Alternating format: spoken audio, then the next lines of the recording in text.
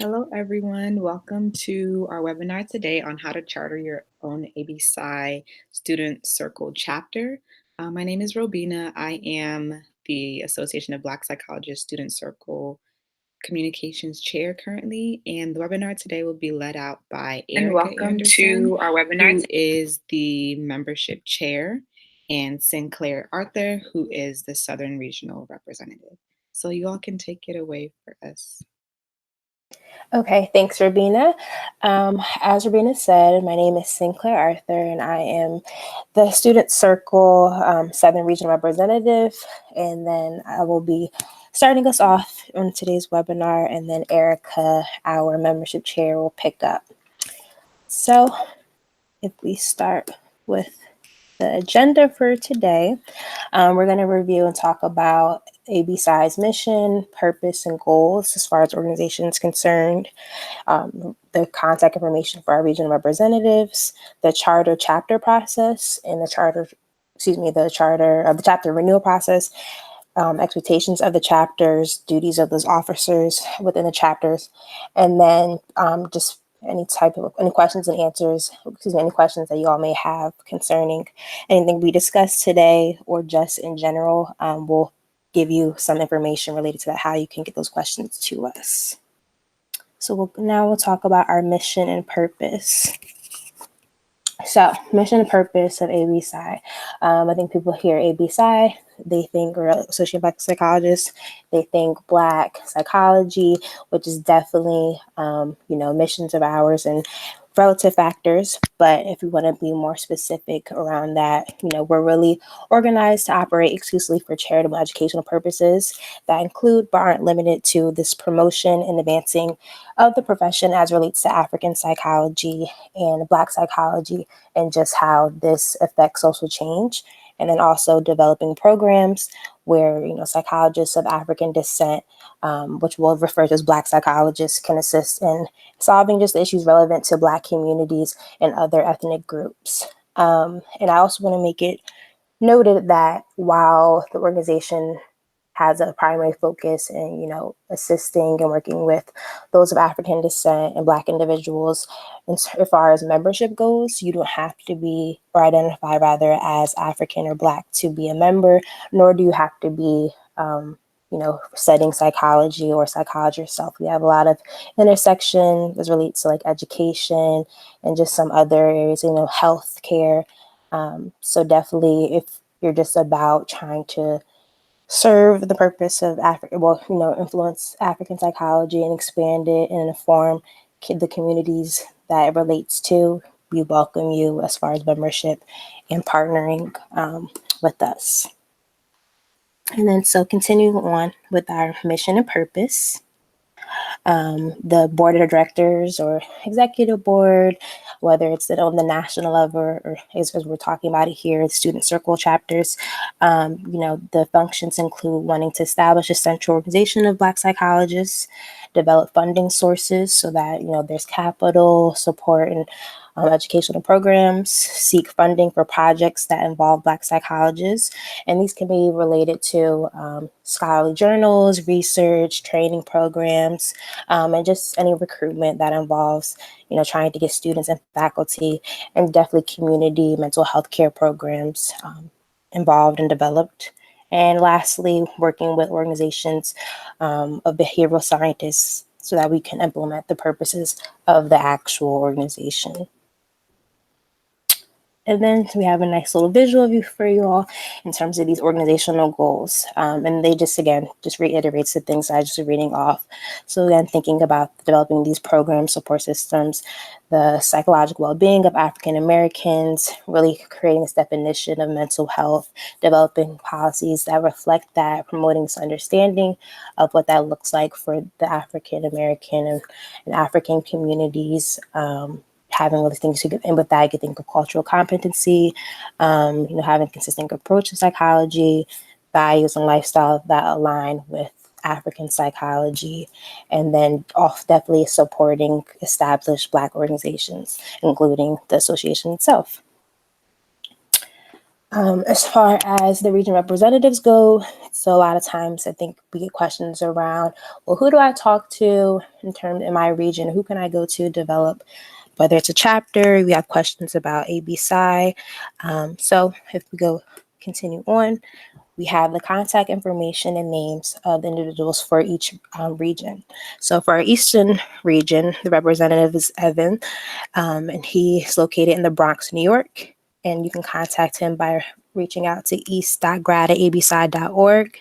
As previously mentioned, myself, Sinclair, I'm the Southern Regional Rep located in Tallahassee, Florida. And you can contact me by reaching out to south.grad@abpsi.org. Then our Midwestern rep is Janelle, and she's located in Fairborn, Ohio. And you can contact her by reaching out to midwest.grad@abpsi.org. And lastly, we have our Western rep, and that's Erica, located in Los Angeles, California. And you can reach out to her by emailing west.grad@abpsi.org. And still, if it's not clear, you'll have questions about if you have questions about where your state or school institution falls in terms of those regions, you can utilize this map to give you a better idea. So you'll see the orange represents the Southern region, the green represents Eastern, blue states represent the Midwest, and the yellow states reflect the Western. And I also would like to note, in relation to the contact information for the region representatives, while we currently have the individuals previously mentioned in these positions, if at some point some transitions occur, which they are likely to do, know that the email addresses will stay the same. So regardless of whether, like, for example, I'm the region representative for the incoming year, that doesn't matter because the contact information for the Southern regional rep will always be the same. So whatever region you happen to be in, the email addresses that were included in the previous slide will always be the same. So you can always utilize that one in terms of asking any questions that you may have. And then now we will get some details around charting a chapter, because we've got and have a lot of questions about how do I start a chapter? How do I bring ABPsi to my school? So Erica will talk to you all about how to do that. Hi, everyone. Thanks again for tuning into today's informative webinar. And again, thank you so much, Sinclair, for going over the information about regional reps, because I know that when we're in a process of submitting paperwork, we get very familiar and comfortable with a specific point of contact person. But as we continue to matriculate through our program, some of us switch between different regions. So I really liked how you highlighted the fact that even though XYZ person may be moving to a different region, the email address will still stay the same. So as we're going through this information, if you want to just reach out directly to your regional rep, that's perfectly fine. Just go ahead and send them an email to their general email box, and they'll be sure to check that. So now we're going to go through the process of charting our chapter, and thus within this section will also be information about how to renew your chapter's dues to make sure you stay active.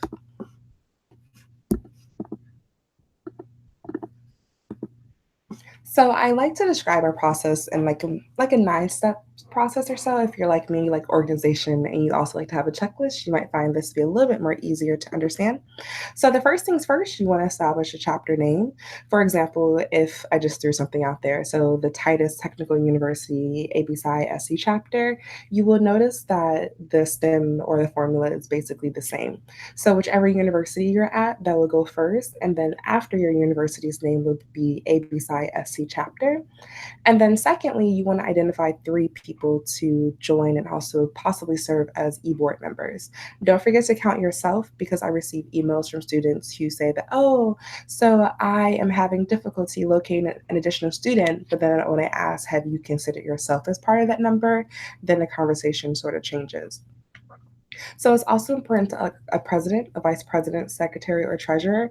Even though you may be the person that is interested in chartering a chapter, that doesn't necessarily mean you have to serve as president of that chapter, but that's usually how that process goes.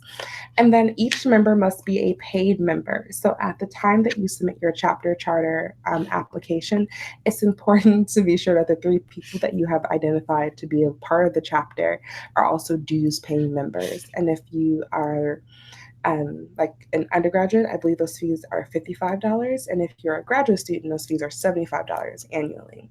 And this is just a minimum requirement. So at minimum, you have to have at least 3 people when you put down that contact information on your application. If you have more people, that's great. But at minimum, you have to have 3, including yourself. It's also important to receive a letter of intent. So this letter of intent is important. So you want to return this to the ABPsi's national office, and the letter should have just, basic information such as the proposed chapter name, as well as the contact person for the individual submitting the paperwork. So whether this be your identified secretary, your identified president, VP, or your treasurer, it has to be somebody on that, somebody listed as a contact person. When in doubt, you can also include yourself as well as your chapter advisor. When it comes to advisors, I receive this question quite often. So while it's not required that your advisor is a member of ABPsi, it's strongly recommended that they are, because the information that Sinclair went over earlier speaks more about the mission, the vision, and the purpose of the organization. So when in doubt, it's always great to be governed or led by or advised by an individual who believes in that mission and those values, because when you have questions, they'll be able to kind of sort of facilitate that better than both of you all learning about the process at the same time. And so you also want to make sure that you list the goals of the chapter.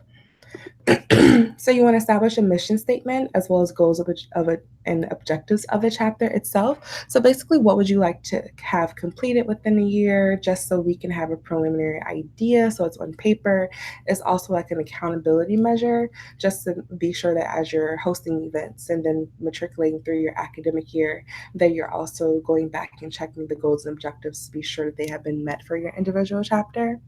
And then chapter bylaws. So chapter bylaws are incredibly important. You can either write your own or use an established template. If you like an established template, you can just email me or any of the regional reps, and I'll be sure to get that for you. But if you'd like to write your own, that's perfectly fine too. When you navigate the ABPsi national website, it's a step-by-step process of information that should be included within your bylaw statement. So bylaws are just guidelines that govern the chapter. So when in doubt, if you send in an email inquiry, chances are the person that you're communicating with will ask you, basically like reflect it back to you. So what about your chapter bylaws? And then encourage you to have a conversation with your advisor themselves if conflict or anything like that arises, because these are just guidelines that basically have structure for how your chapter should function. And it typically includes 7 articles. So those articles are very detailed. And if you like more information, it's step-by-step listed on the national website. And your chapter bylaws should not conflict with the national bylaws. So if you choose to write your own chapter bylaws, that's great, and that's encouraged. But just be sure that you're also reviewing the organization's national bylaws to ensure that no conflict arises. And then for finances, you want to apply for a federal tax ID number or a 10 TIN.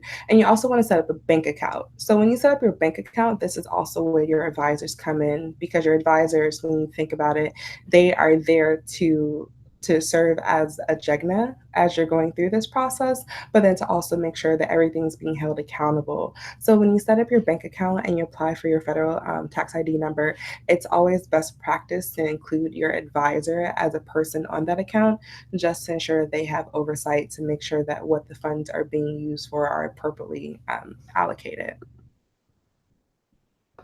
And for the chapter bylaws, the 7 main articles usually include the name, the purpose, a list of preliminary members, those who will be serving in officer positions, those who will be overseeing operations, finances, and then there's also an amendment procedure that's included within your chapter bylaws.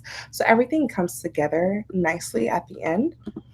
Because for the next couple of steps, you want to establish an email account. It's recommended that you have a chapter email address, not your like my name is Erica Anderson, so I wouldn't go to my personal email. So if I was chartering a chapter, it wouldn't be Erica Anderson at xyzuniversity.com. It'll just be the university's initials, as well as ABPsi at whatever handle you decide to use. It just makes it a lot easier for continuity and then organization. So as your chapter members matriculate and graduate, it's a little bit easier to kind of sort of hand over that process if you already have an established chapter email address. And then in regards to administrative items, I just group them this way because it's mainly like paperwork. So that's how my brain processes it. You would like to have a letter from your university recognizing the chapter as an affiliated organization with that university. So that letter has to be sent in at the same time as your complete application. So usually when students reach out to myself and maybe even so the regional reps, they are interested in starting the process and we just relay that information to them. But I encourage them to also reach out to their university because their university's process for having an organization be recognized may be quicker or a little bit slower than ABPsi's approval process. So when in doubt, if you have an idea that, yes, I absolutely want a charter chapter on my university's campus, partner with, I believe, a student government association or whoever oversees university organizations, just so you can have an idea of what that process will look like and what information is required for that. Because when you submit your application to ABPsi, we need to have that letter from the university that says, yes, this is an officially recognized organization. And then you also want to have a complete affiliate chapter and affiliate chapter officer forms. And you want to be sure to include a copy of the international chapter license agreement. All of that information can be found on the national website. So if you have a question or if you need more additional information after this webinar, just feel free to reach out to myself and then or Sinclair or any regional rep, and we'll be sure to guide you along with that process. And just for organizational purposes, it is so important to keep a copy of your charter and renewal documents, as well as a copy of any payment instrument, like any payment receipts for your records. So always practice good organization. Whenever you send in something, always keep a copy of it. Even if it's sent electronically, always have a backup. So if you know you're going to be emailing your complete application over, upload it to a cloud, download it to a flash drive. Just always make sure you retain a copy for yourself. And then the last step is going to be submitting your complete application. So you're going to submit your charter packet to the national office. You can also feel free to send it to myself or any of the regional reps, and we'll be sure to forward that to the proper person. Or you can send it by mail, and then we can also provide you with the physical mailing address if that's something you prefer.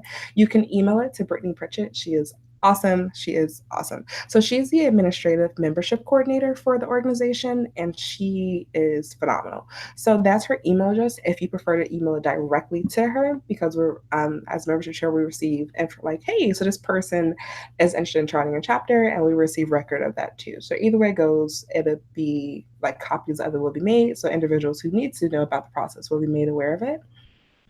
Or if you prefer to fax our number, feel free to fax our number, and that's the fax number that is provided. But you also want to make sure that when you're submitting your paperwork that you also submit payment at the same time.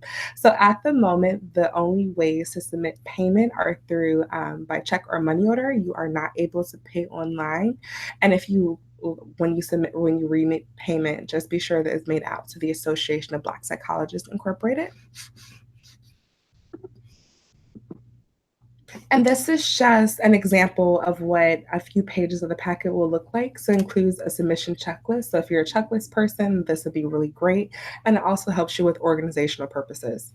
So as a newly chartered chapter, a newly chartered student circle chapter, your first year renewal dues are waived. But at the time you submit your application, you have to remit payment of $75. And you also want to be sure to include a copy of your federal tax ID number, your chapter bylaws, and then there is a section for student circle chapters only, and this is an example of what the form will look like when you submit it for approval. And this is another form that goes over chapter officer information. So you will see up top that the term runs from January 1st to December 31st, and that's our membership cycle. So the chapter cycles as well as the membership cycles runs on the same calendar. So it's important to bear in mind of that renewal date so you can stay abreast of it.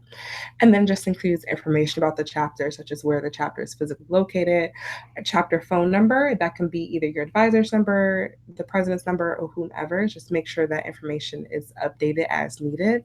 And then you can also submit this when the information needs to be updated in addition to an email. So the chapter renewal process. So yay. So this is going to be lumped into the charter chapter section just so everything's like, flows nicely. So you have established a chapter and it's time to renew your dues. Like whoop whoop. So the first year your renewal dues are waived, which is yay, you get to save money. But after the first year, the fee is $75. And then for new and renewing chapters, you submit the same form. The form is a very simple renewal process. So you want to submit a copy of the chapter bylaws, and then you also want to submit a copy of the physical chapter renewal form that's also available through the national website. And we can also be sure to send you out the complete packet and then walk over some of that information with you. You can feel free to mail, email, or fax the forms to the national office. The information was provided a few slides back. So in addition to chapter renewal process, if your chapter has been inactive for more than 2 years, your chapter has not been active, renewal dues haven't been paid, or like information has been updated, then you'll be considered inactive. So if you've been inactive for 2 years, your chapter will need to complete a new affiliate form. At that point, you wouldn't be able to submit a chapter renewal form. You have to do a complete packet. But if you've already gone through the process of charting a chapter, it should just be a more quick and simple process from there. But if you need more information because you know that your chapter has been inactive for more than 2 years and you're like, yes, I want to get my chapter back reinstated, feel free to reach out to myself or any of the regional reps, and we'll be sure to help you along with that process. And then some important dates to remember are the chapter renewal dues and paperwork. It must be submitted by February 28th of each year because like March 1st is when the national office goes through and does like basically like a clean sweep to see which chapters have and have not submitted their information. So even though you technically have until March 1st, I just strongly recommend that you submit it early. So I would just say February 28th of each year. Make sure that it has been sent/received by the national office. If you send it on February 26th, just shoot an email to the national office so they can be on the lookout, say, hey, okay, we should be on the lookout for this information coming in so we can get that process so they are within that window of approval. And then this is just an example of what their chapter charter renewal form looks like. So again, it's a very simple, easy to follow along piece of paper. It includes information such as chapter name, address, phone number, web address if you have that, which would be great, your email address, as well as your federal tax ID number, the president's name, and then if you would like, you can fill in the meeting information. And then it also includes a checklist of what you need to include when you submit this over. And this just goes over the chapter officer information. So this will also needs to be, so you also need to include this. So you must include the chapter charter renewal form, and the annual dues payment must be submitted no later than March 1st. But as a really good measure, I just say February 28th because March 1st will roll up around quick and you're like, what happened? So I'm going to just say February 28th of each year. And then we'll also go over some chapter expectations, and then Sinclair will cover some duties of the officers.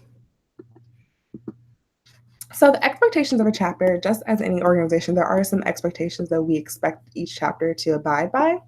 So we encourage you to have quarterly communication with the regional rep, as this also enhances the communication channel between the national office and chapters, thus creating a more unified organization within itself.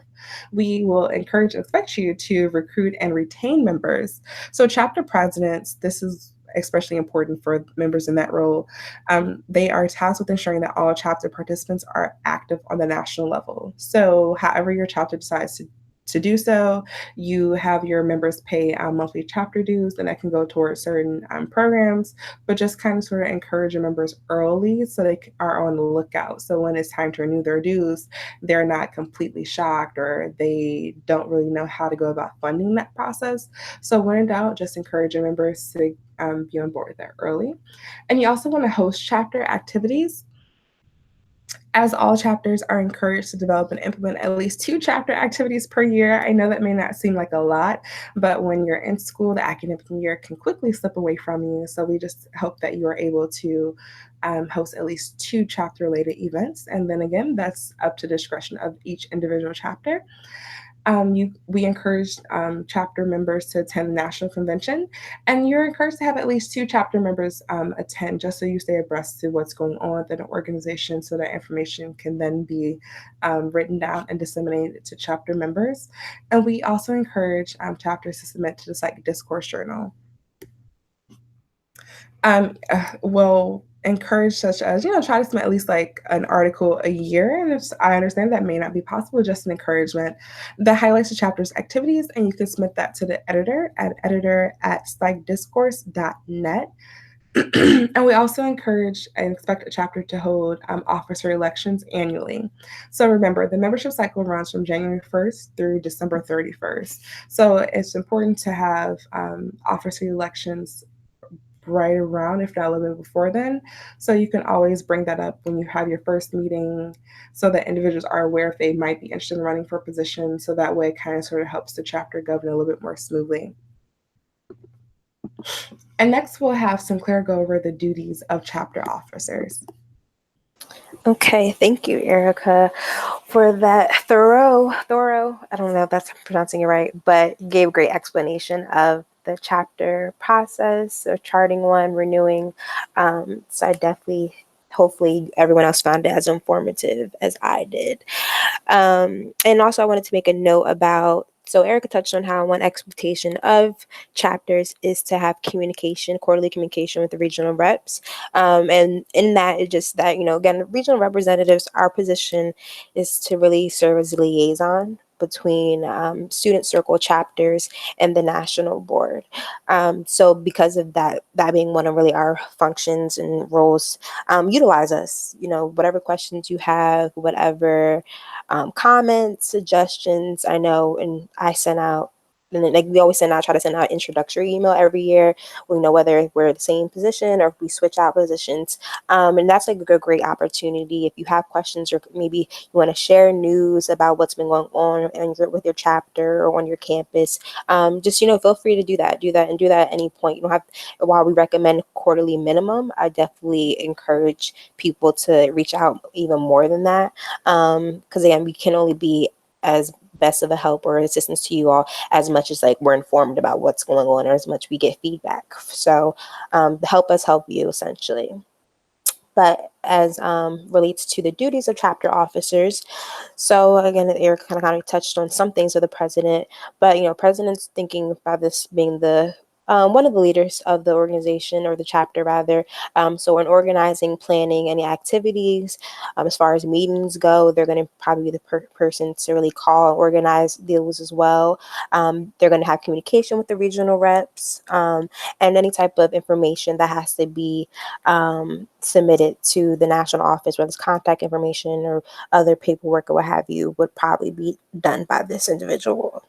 And then the vice president, so, they're going to oversee, any committees that end up being established by the chapter. So these could be a research committee, it could be maybe a community service committee, whatever committee that your chapter may establish. The vice president will be really, pivotal in overseeing them.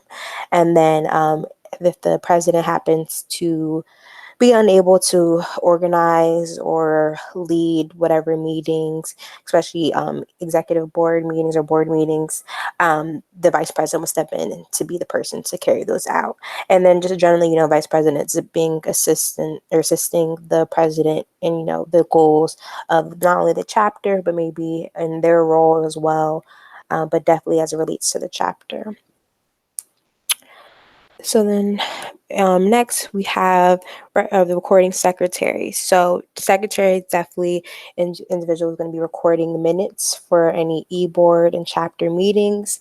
And you definitely want to have someone in this role who is organized and proactive, I think, because when it comes to minutes, this is a big correspondence, is a record of what's, your chapter is doing, what is it you guys are talking about, whether it's relating to the goals, events you've had, issues that maybe have come up, things that are trying to be worked on, any correspondence you may have had even with national members or student circle members, such as the regional reps or membership chair.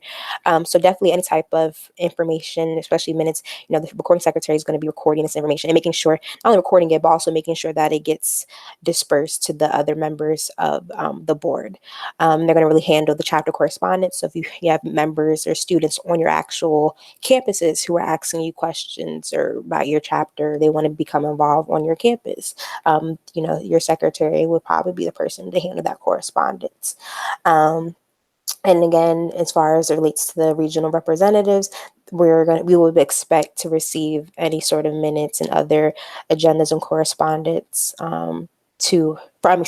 from your recording secretary. And then lastly, the treasurer, treasurer, money, money, money. So they're going to manage the financial transactions of the chapter. They're going to manage the bank statements, and just generally report any financial activity that occurs within the chapter to the chapter advisor on a monthly basis. And then definitely also within that, keeping the executive board in the loop as far as, where finances are. So if the chapter is in need of money, if they're doing really well, any fundraising ideas, they'll probably be also assisting in that process. So that's just a summary of the duties and of the different chapter officers. So that brings us to one of our last points, and Erica mentioned things around chapters becoming inactive previously, but I really want to stress this. So, what if your chapter becomes inactive? It happens sometimes. Maybe you forgot to send in paperwork in timely fashion, or maybe the chapter is low on funds and unable to pay that renewal price fee. That's fine.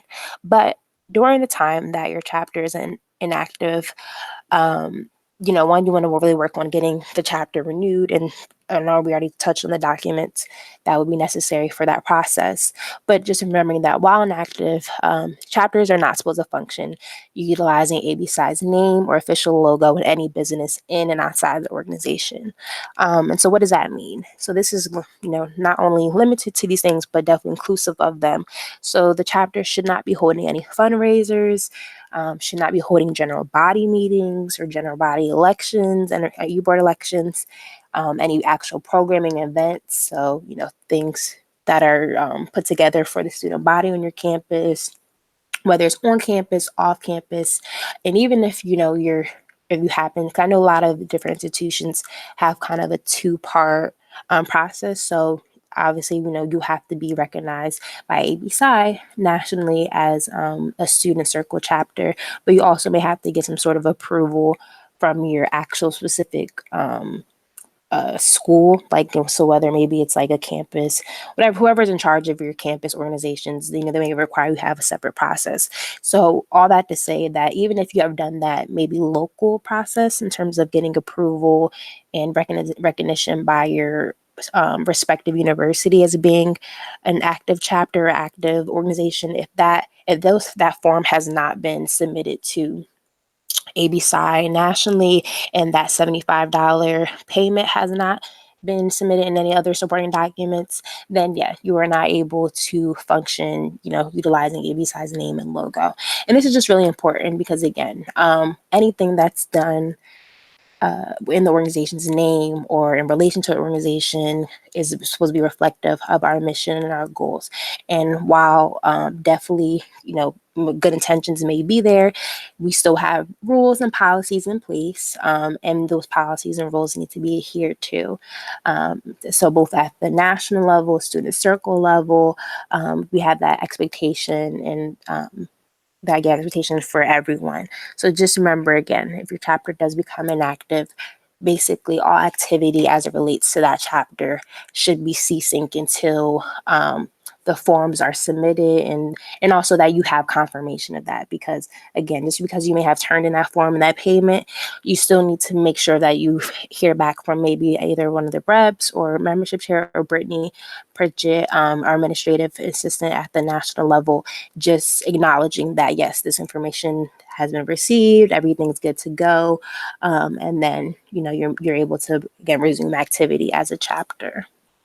So hopefully that's pretty clear, because we really want to stress that that's a very important piece of all this information. Yeah, so this is like beyond important, because there's so many times I receive emails from members, like dues paying members, like have actually paid their dues, and they say, "Hi, I'm the president of XYZ chapter," and it's included in their signature. And then me being membership chair, I verify the information, and it's like your chapter has been inactive for years. That's a bit of a problem, because then that requires me to inquire, like, "Oh, okay, so what events have been being held?" And then at that point, nobody wants to receive a cease and desist letter. That is not a fun process. So I understand that members graduate, or let's say that your chapter was chartered in 2015, and then you all had members, you all had like an e-board, and then 2017 the people graduated, and then it was just like a transition process. But then you like have new elections, and sure, is recognized by the university. But if your dues have not been paid and there's not record of that, which is why it's important to keep receipts, you will become inactive, which means that while your university can recognize you as an approved organization on campus, but for ABPsi's national board, national office, you are not recognized. So you should not be hosting events, not selling merchandise, just do not do it. It's a very simple process. So but if you're not sure if your chapter is active, shoot an email that can be quickly verified. If you just want to make sure that everything has been received and everything is current, send an email. But when in doubt, just err on the side of caution, because the last thing you want to do is submit an email to myself or a regional rep and then verify that you're not an active chapter, but you've been hosting events on behalf of the organization, because then that gets into another complication that we can just simply avoid by just being proactive instead of reactive. And so at the end, so if you have additional questions, please feel free. We are here to serve you. So we're in these roles volunteering because we love the organization, we stand behind the mission, and we are encouraging and pushing the organization forward. So we are here to serve you. Even if you're not a member of ABPsi, but you're in a process, you're interested, and you want to be a dues paying member. If you're a dues paying member and you're like, yes, my university definitely could use a chapter, I just need help with that process, please contact us. We return emails very quickly, so it's a very quick process. So you can feel free to contact your regional reps. This PowerPoint will be posted, so in case you need to access that information, then have that point of contact person, or myself directly at scmembership@abpsi.org. So we'd just like to thank you again for tuning into this informative webinar, and we actually look forward to seeing all the amazing things that your prospective chapters and continuing chapters will do to move the organization forward.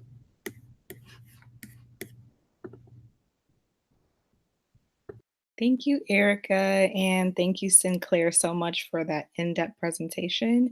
I'm sure this is something that obviously it's going to stay up on the YouTube page. So whenever chapters have questions about this, I think this will be like the first point that whoever is in the position who receives the question will send to them, because it's pretty thorough. So nobody has to continue repeating themselves, but if they have additional questions, and they'll come to you, like you said. So I appreciate you all taking time to put this presentation together and just talk us through it.